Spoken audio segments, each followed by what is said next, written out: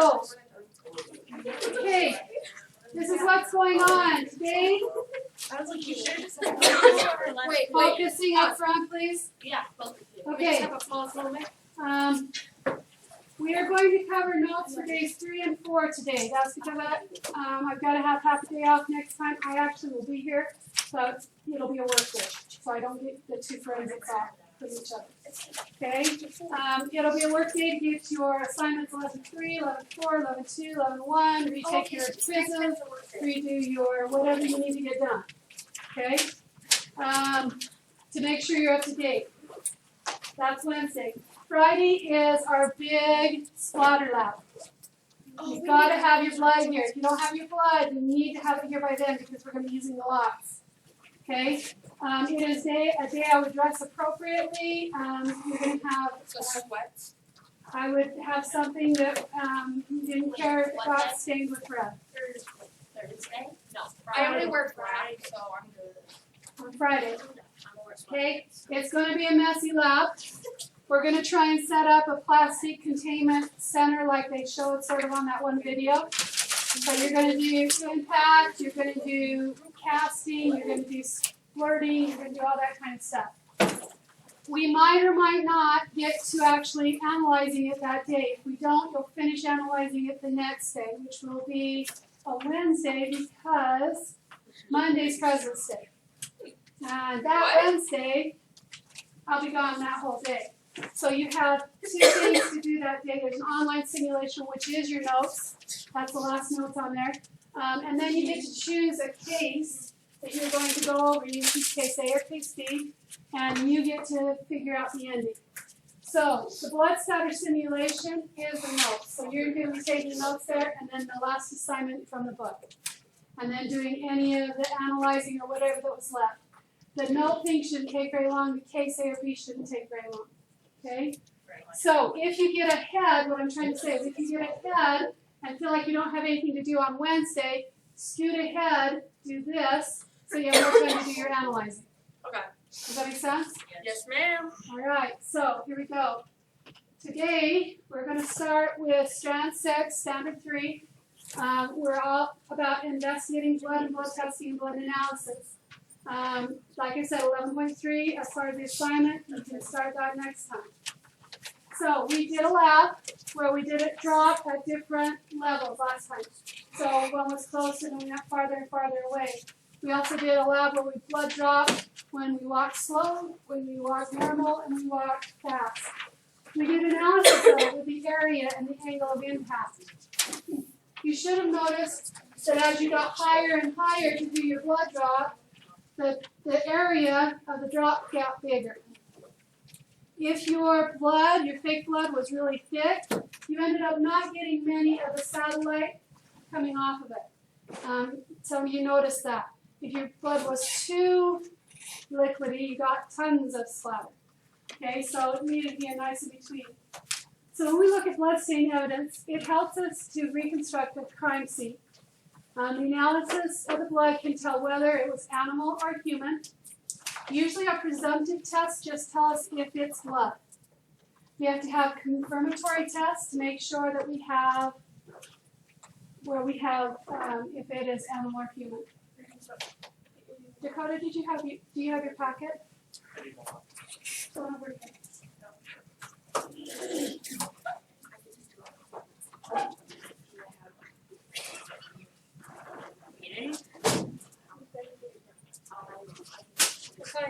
Does everybody else have a packet?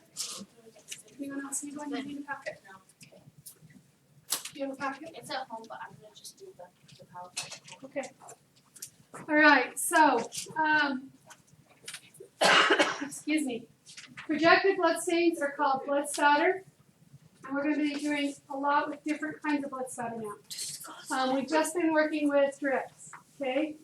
With blood spatter, we can tell the distance from the source that the blood to the pattern. We can tell the direction from the blood that was impacted. We worked with that. The speed of the drop that was traveling, we haven't done much of it with that. We are going to be doing more. The location of point of origin, like where did it start, and the movement of the bleeding individual through the scene.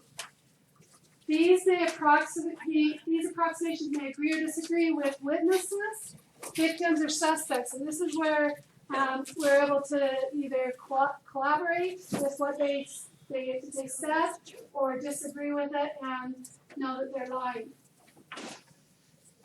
Okay, unlike water, blood is a suspension of solids, gases, and a liquid. Blood behaves differently than water when it's moving. Sorry, something's in my throat. The viscosity is different.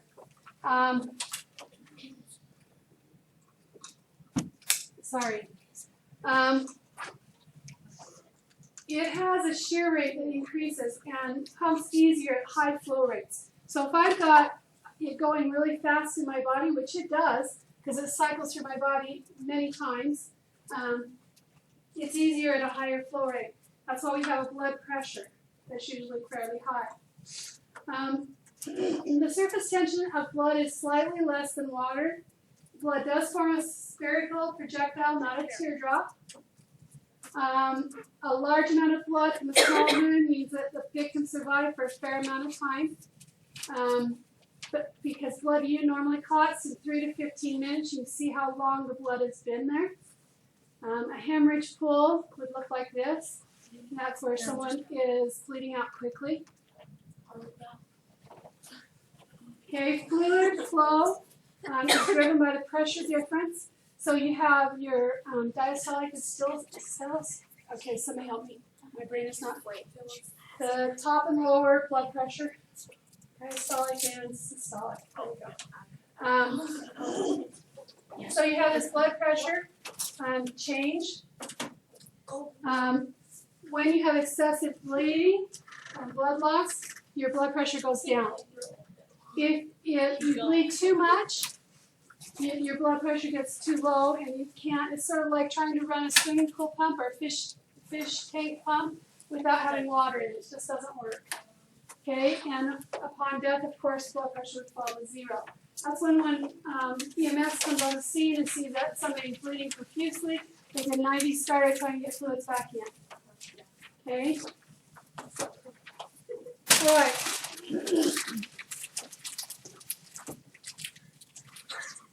Surface tension acts to reduce the surface area. It resists penetration and separation. The smallest surface area to volume ratio is a sphere. That's why blood droplets go in sphere shape rather than teardrop. The sphere of blood does not break up until it impacts the solid surface. We actually watched a video about this last time, if you remember. Yeah, I remember. Or the time before, where the drop come off and then it turns circle. Until it hits the surface. Right. Okay, the standard drop of size of a drop is about 0.5 milliliters, 0.05 milliliters. If you got rapid bleeding, it's a little bit faster and slightly larger drop. Shaking, remember when she did the cast off? If they shook, you'll get even smaller droplets because it comes off before it would have dropped off. And then gunshot wounds with very, very high velocity. Spatter result in very fine mist, very fine particles of spray.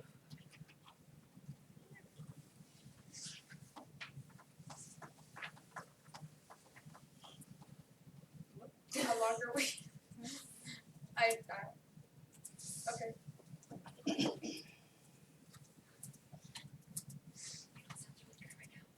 Chicken nuggets, Okay, we okay to go forward? Yes, ma'am. I know. I got Okay. all these notes last night. The blood droplet size affects both the terminal velocity and distance the droplet will fall. Just like Einstein predicted, E equals mc squared, we also have the force of gravity, and depending on how big of an object you've got, the weight, the mass is part of that getting bigger. We did not measure the volume of the droplet, but like I said, 0.05 or 0.06 is about the volume of a droplet of blood. As we had a distance of 0.6 meters, and we went gradually up, we didn't get up to 5 meters, but the distance, the diameter of the spot got bigger as we did just our little bit. The height at which the droplet fell does affect the diameter of the spatter. It can be seen in experimental data. We went through that last time. We hit on a smooth surface. Since we hit on a smooth surface, most of you had a circle. Okay? Some of you ended up with a little bit of splatter on the outside. Most of you should have ended up with some satellites as you dropped on top of each other. As you dropped the drop on top of each other. You should have ended up with some spatter. If the same drop had dropped on a flat surface and a not flat surface, you should get splatter. Okay? We also did, our first lab was on angles. And we were able to determine the angle of impact, even though all we knew was the angle that, whatever it was that splattered on it was. Remember that we want to find the oval, not using the towel. Not using the distortion. Wait, Miss Howell. Yes. For those when we did it, didn't we do it opposite? Like the one at the top wasn't that like 10? One at the top, actually, we have labeled as 0 degree angles because that's what we were holding it at. Right, but then we held it at a 10 and it looked like the one that said 80. So did we do it backwards or? I gave you the angle of the paper and not the angle of the impact. That's why I wanted you to figure out the angle of impact. So it was supposed to be opposite. Out to 90, yeah. Makes sense. Okay, good question. Okay, when the droplet bounces off, we have not done this yet, but when we have a parent drop and a satellite, that's when it hits at an angle and actually spreads forward. When you got on some of your angles, you sometimes got a satellite down lower when you dropped it and it was at an angle. Remember on some of your papers, by the way, I forgot to put these up. Aiden. Haley's not, Valerie, keep forgetting first period. Is Aiden first period too? Yeah. I keep forgetting, they don't put the these things. Yeah, the blood splatter. Blood splatters. Okay. So if I'm looking at theirs, there's a satellite right here on this one. Okay. Okay? Alright, going forward. Remember, we needed to be able to do our circle, and I'm just reviewing. This is stuff that we've done. You should have been doing a lot of the calculations. The long axes, the short axes, we got the widest, we put a line through, we measured from that to the starting point, and then doubled it. Okay? And then we can find the impact angle. Here's our impact angle. This is the math behind it. All we had to do is go sine to the inverse 1, width divided by length. Right? We got our impact angle. It's arc sine, but sine to the -1. Okay. We're going to go over a few more things. We're going to go on day 4 lecture, so you'll hopefully get a few more things. Okay, to determine the area of convergence, we would take a blood spatter and we would look at how the direction went. And they used to take and lay strings. And they would find a point at which all these strings came together. This is 2D. Okay? Yes? What am I supposed to write? So, this area in the center, I don't know if it's circled in the center here for you. It's like erase. It's gone. So, It's like invisible. yeah, so you got to sort of put it in. So this area right here in the center is known as the area of convergence. This is the area where the strings overlap. This can also be done with a computer program now, pretty quickly.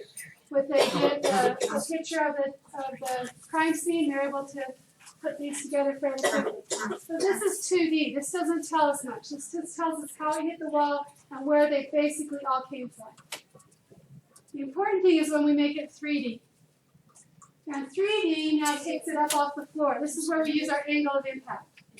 So we're using our dimension of our blood splatter. We're going up to get that area of convergence above the floor. Okay? So this area of convergence above the floor helps you calculate how tall or what area above the floor this thing happened. Okay? It's adding a third dimension to the area of convergence. What is the area of convergence? Where all those strings come together. Or what are the strings like representing? That tells me where the impact of the hammer or the Oh, okay. whatever bullet was. Okay? The term point of origin is really a misnomer. As a 3D intersection of the strings creates a 3D volume rather than a single point. So rather than saying it's that point right here, it's this area right here. Okay?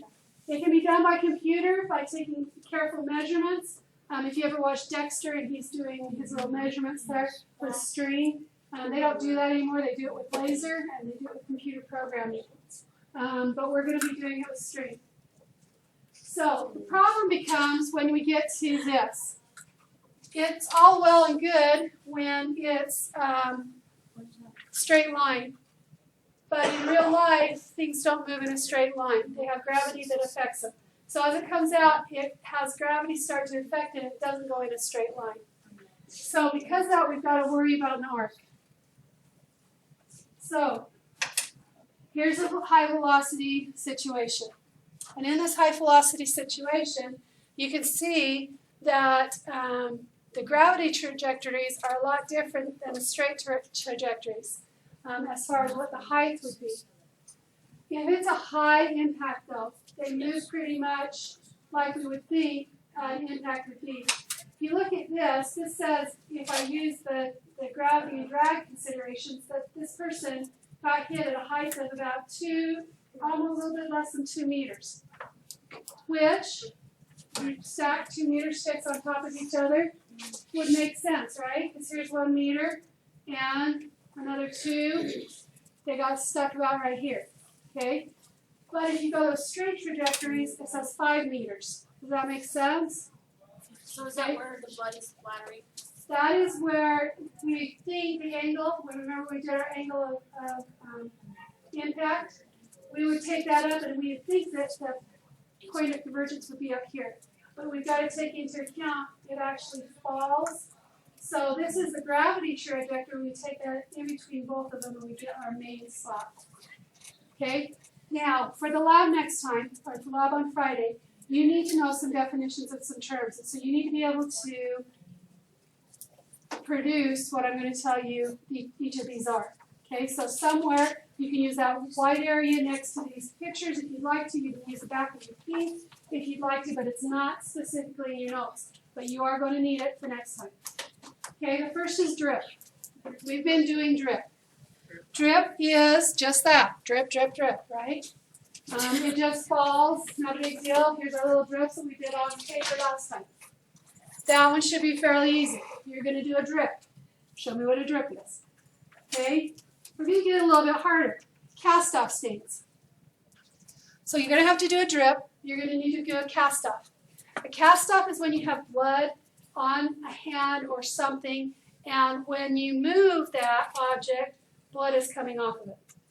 So, for instance, if I'm hitting somebody with a baseball bat, which I hope we never are, but as I bring it back, it throws blood off of it.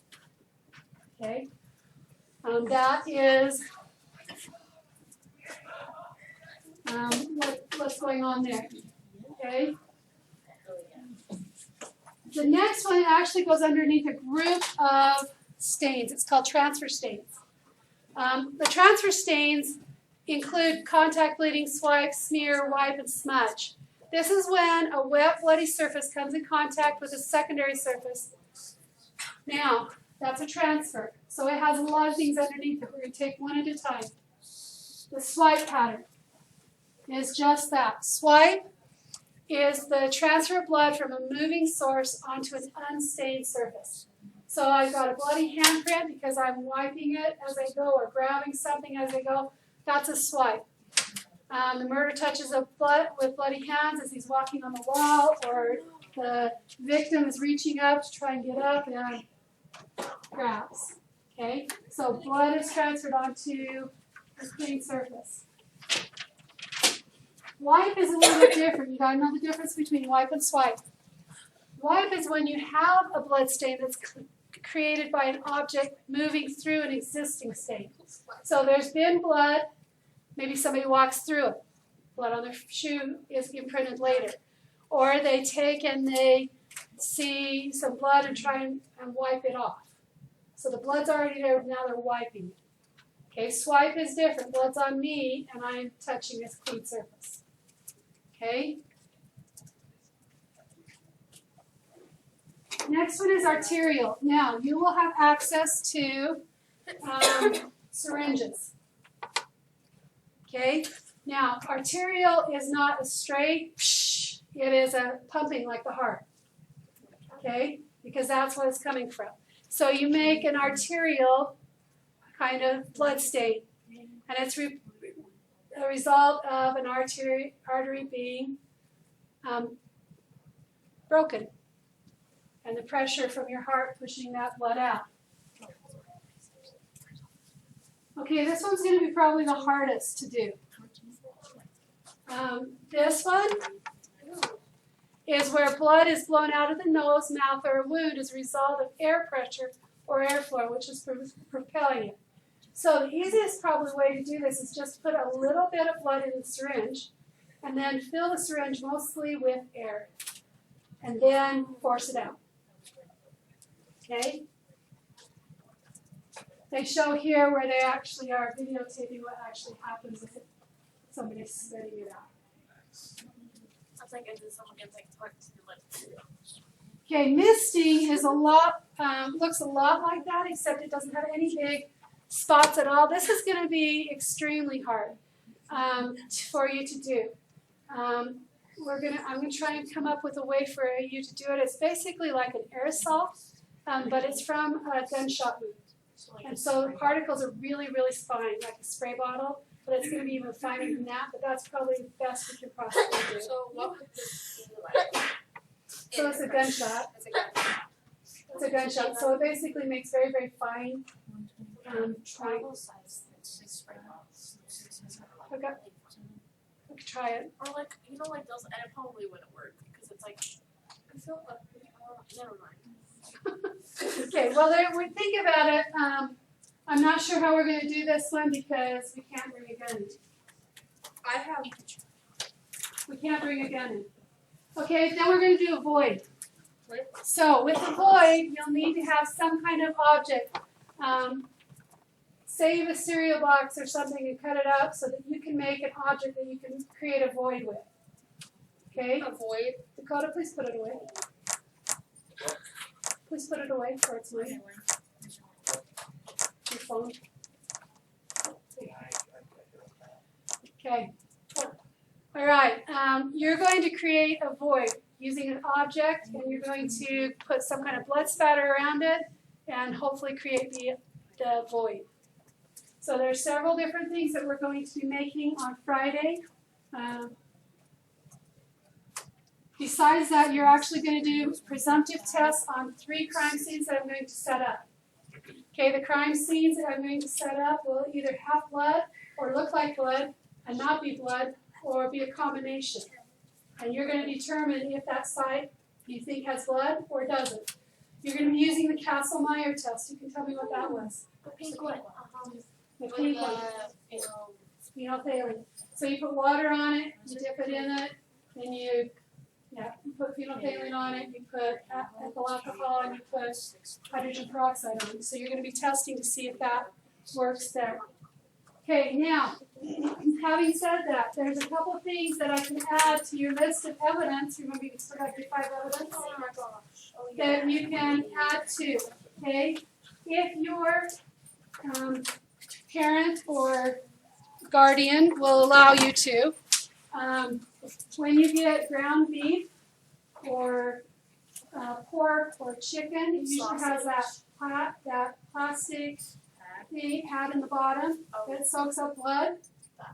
Okay, you can let that dry out, and then you cut it into strips and put it in and then you just tell me if it's chicken or pork or beef.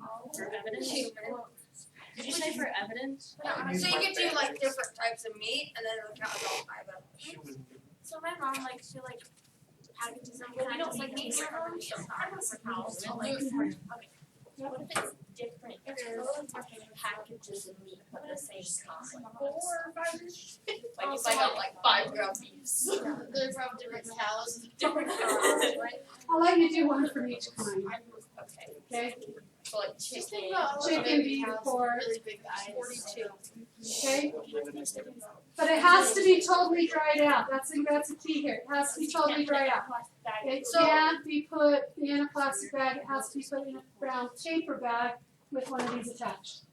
Okay? Blood, That's only if it's blood, not, right? If it's not dry enough. no, even if it's dry. Because it still creates moisture. Okay? Because it's a biological and we don't want it to. Okay, so I was watching a crime show, right? And they were in like the freezer for evidence, and they had a dollar bill. No, it doesn't. on This man looks it. The amazing. dollar bill was in a plastic bag. In a freezer, it's okay. I just mean like the clutch yourself sounds terrible. I'm just asking if In that was. a freezer, it's okay, but transferring it from the crime scene to the freezer, it could have got mold on it and it's could have deteriorated. So they should have used paper. I only saw it in the freezer. Okay, so what do we need to bring for Friday? So for Friday, you need to have dressed appropriate, knowing that you're going to splatter things. I will have a face mask for you. You will be wearing your not aprons, but the coats. Okay. And I'll take them home to wash them. Yeah, I'll have to use winch. You need to make sure your blood's here. So if your blood's not here, you need to have your blood here because between 2 or 3 of you, you're going to use all your blood. I'm gonna go better if you don't blood. Do you have a better recipe?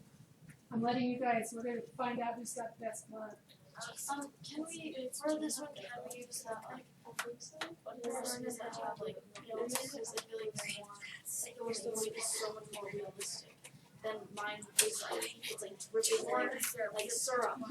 The problem is that if the milk is sour, we're going to be using sponges and stuff. And there's no way for you to clean it all out.